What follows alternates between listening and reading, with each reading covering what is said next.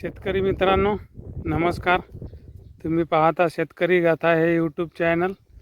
तुम्ही जर या चॅनलवर नवीन असाल तर व्हिडिओला लाईक आणि सबस्क्राईब करायला विसरू नका. सोबतच बेल आयकन घंटीचे बटन दाबा, जेणेकरून तुम्हाला नवीन व्हिडिओविषयी माहिती मिळेल. शेतकरी मित्रांनो, आपण हे कपाशी पाहू शकता. हे आहे राशीची स्विफ्ट. या कपाशीची लावगण 14 जूनला केलेली आहे, पाहू शकता.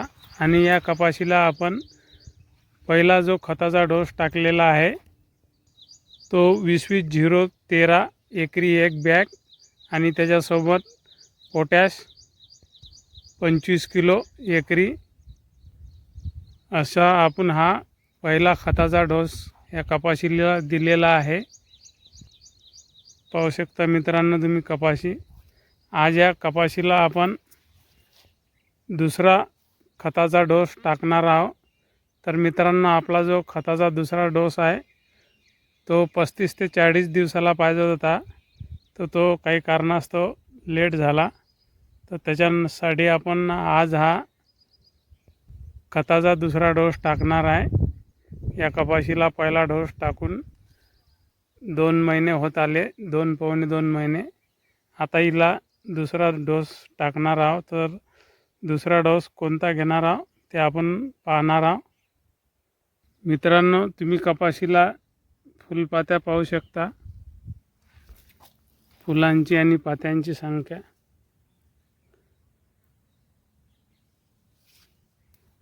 हे बोंड तयार झाले मित्रांनो. तर मित्रांनो, आपण आता पाहणार आहोत या कपाशीला दुसरा डोस कोणता टाकणार आहोत. तर चला मी तुम्हाला दाखवतो. आपण आज हा खताचा डोस कपाशीला टाकणार आहोत. एकरी 1 बॅग DAP आणि 10 किलो युरिया, 10 ते 15 किलो.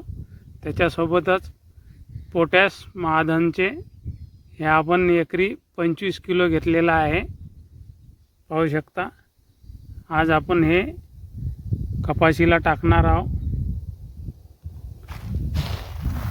हे DAP, युरिया आणि पोटॅश असे तिन्हीचे मिश्रण टाकणार आहोत.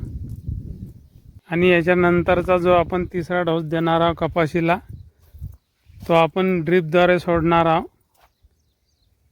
तर आपण लिक्विडमध्ये 0-50-50 एक खत एकरी 1 लिटर ड्रिपद्वारे आपण सोडणार आहोत.